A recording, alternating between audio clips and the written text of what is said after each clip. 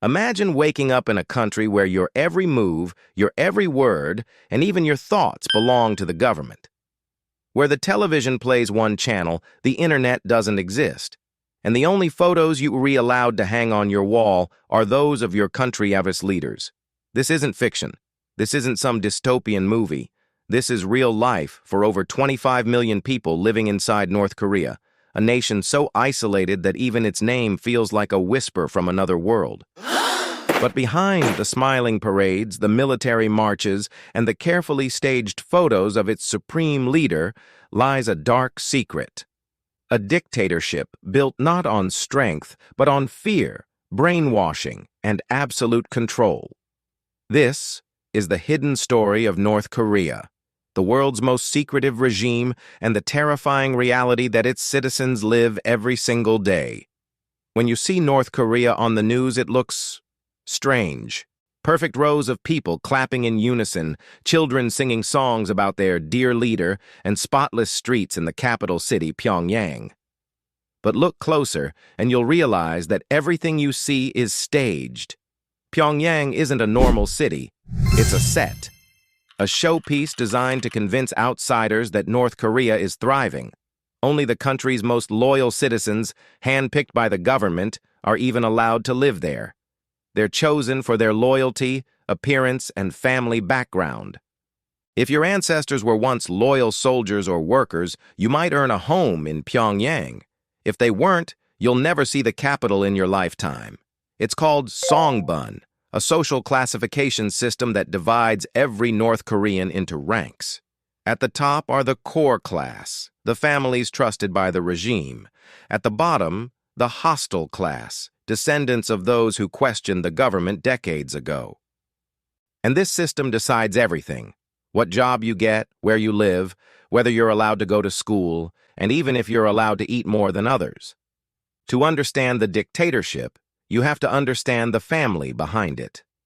It all began with Kim Il-sung, the eternal president. After World War II, he rose to power with the help of the Soviet Union and built a government that worshipped him like a god. He wasn't just the leader. He was portrayed as the savior of the nation, the father of all Koreans, and even the creator of their destiny. When he died, his son, Kim Jong-il, took over, continuing the cult of personality with even more intensity. Under Kim Jong-il, North Korea turned darker.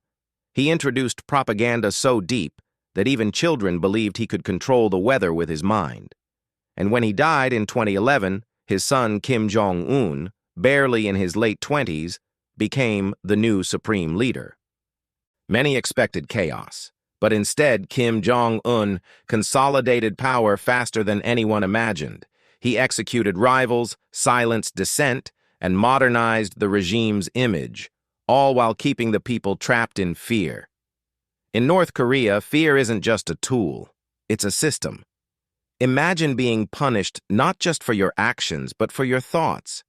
If you say something critical of the regime, you're not the only one punished. Your parents, your children, and even your grandchildren can be sent to Kwanli-so, the country's labor camps.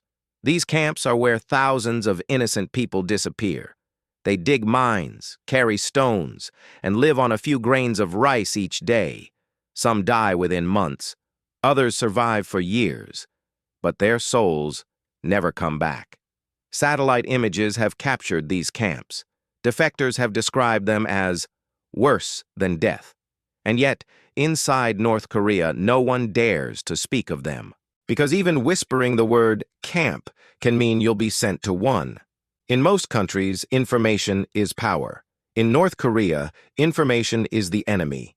The internet doesn't exist for regular people. Phones are monitored. Foreign films are banned. Even listening to a foreign song can get you executed. The government runs an internal network called Kwangmyong, where all websites are propaganda created by the state. Everything you see, read, or hear is designed to glorify the Kim family. And when people from the outside world smuggle USB drives containing South Korean dramas or Hollywood movies, the risk is enormous. Many have been caught and publicly executed for the crime of simply watching something that isn't T approved. Imagine that. dying because you watched a movie. Foreign journalists who visit North Korea are never allowed to roam freely. Every step they take is controlled by government minders. The hotels they stay in are bugged. The citizens they meet are actors. The conversations are rehearsed. Even the grocery stores shown to visitors are fake, filled with empty boxes to look full. One defector later revealed that before every foreign visit, the government rounds up undesirable citizens and hides them out of sight while forcing others to wear clean clothes and smile. Everything, absolutely everything, is theater. Outside Pyongyang, North Korea looks completely different. Villages with no electricity, children walking miles to fetch water, farmers working with wooden tools from the 1950s.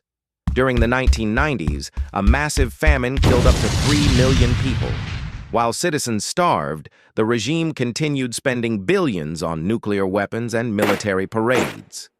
Today, malnutrition still affects 1 in 3 children, but they're taught to thank Kim Jong-un for their happiness.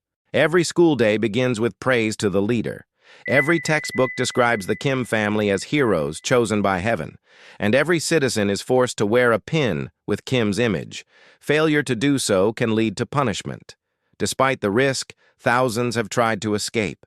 Most flee across the frozen Yalu River into China, where they hide in safe houses or churches run by activists. But even there, danger follows them. China considers them illegal migrants, not refugees, and often sends them back to North Korea, where torture or execution awaits. Only a few make it to South Korea. Those who do tell horrifying stories of prison camps, starvation, and public executions.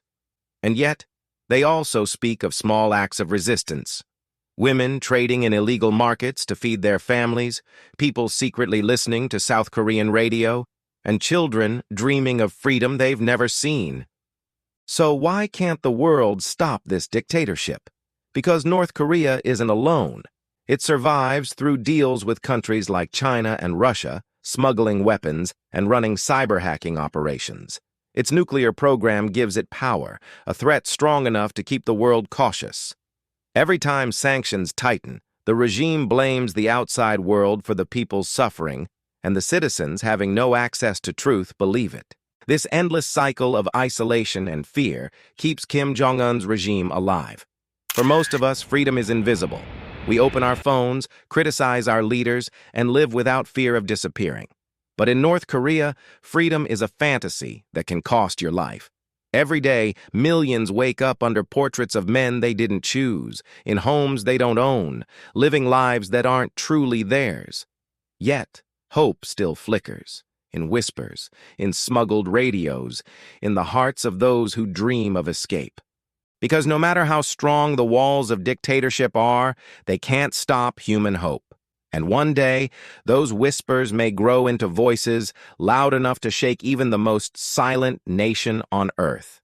This is North Korea's hidden dictatorship, a place of control, suffering, and survival.